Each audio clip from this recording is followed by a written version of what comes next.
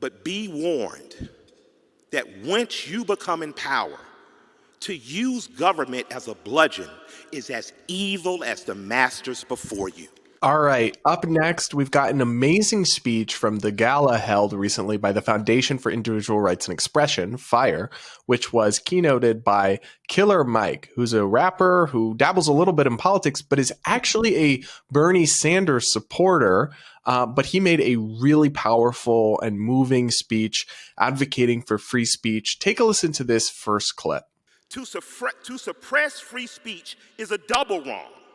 It violates the rights of the hearer and as well as those of the speaker.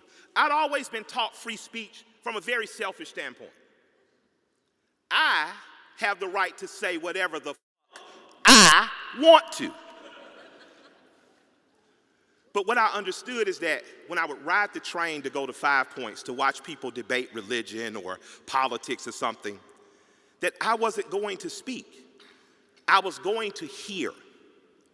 And what I heard greatly affected me, and it helped me understand that oftentimes the person across the street from me, or the person across the table from me, or the person across from the idea that I think is right has something to offer if I'm willing to hear them. So I love what he said here, because I think that what he's saying his mentality was towards free speech is one I often see on the right these days, where it's, you think you have the right to express yourself, but you don't necessarily believe other people have the right to express themselves or to not platform your views, which is part of free speech in itself. So I think that even on the side of the political aisle that is more open to free speech ideas, they're still imperfectly understood and held. And this is an important component of them.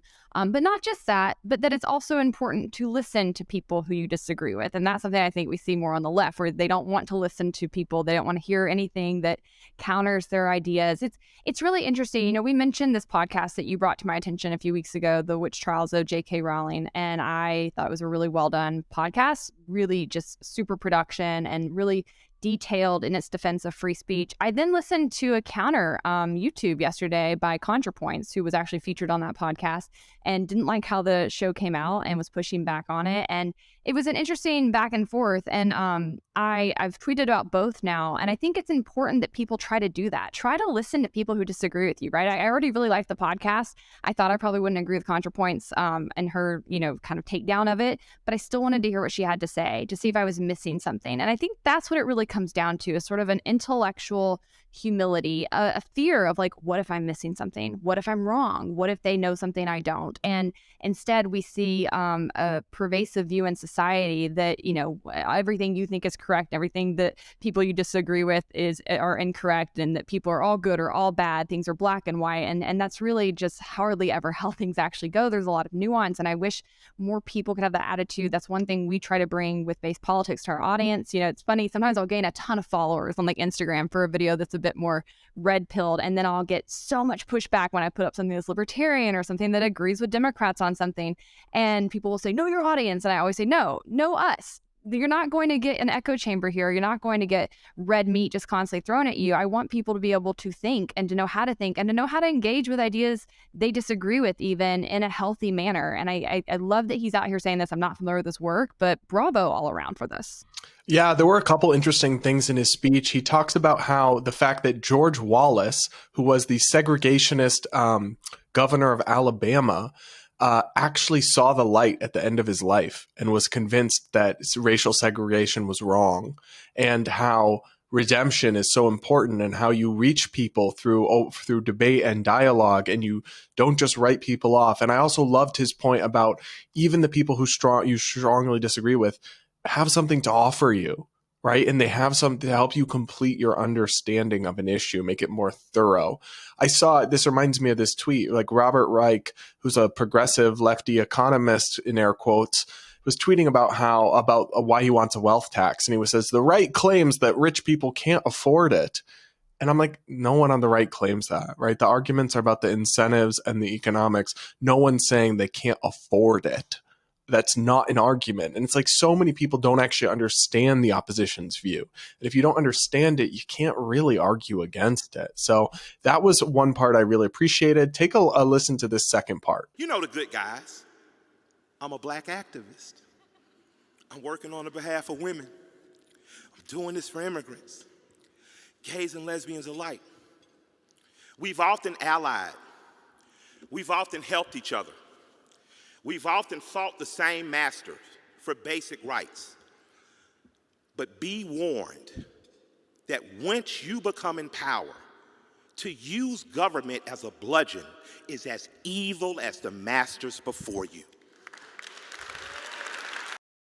So I love what he says here about the activist realizing that once they're in power, not to just beat the other side or try to crush them into submission, because I really think that is what you see on the far left with the LGBT activists, with the feminists, with the racial justice advocates. They really do seem to want to swing the pendulum back in the opposite direction and ban hate speech or force them to bake the cake, or in all these ways emulate the illiberalism and censoriousness of the side that they rose originally in opposition to. Mm-hmm.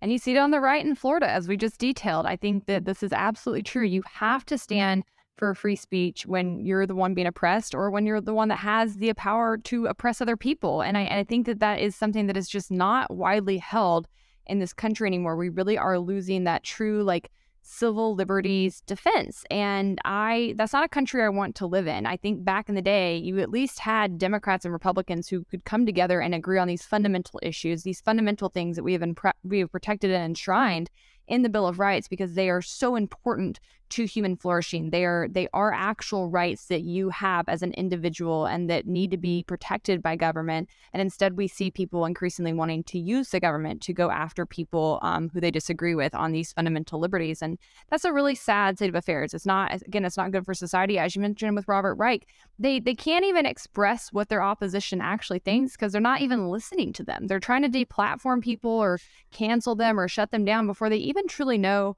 what they've had to say. And I've experienced this somewhat recently too, as I've become a little bit more known as like a, right wing, even though I don't consider myself that, commentator, where people will prejudge me or assume they know what I think about certain issues or ascribe certain things to me because of that being my profession. And I find it really unfair and also just sort of depressing, because I'm like, I have a whole body of work, a decade worth of work out here on many of these issues, and you're assuming that I'm the opposite of them. You're not even taking time to hear me or really flesh out what I have to think. And it's like the need to use your group think function to deal with people you don't like. You don't know how to actually counter ideas you disagree with.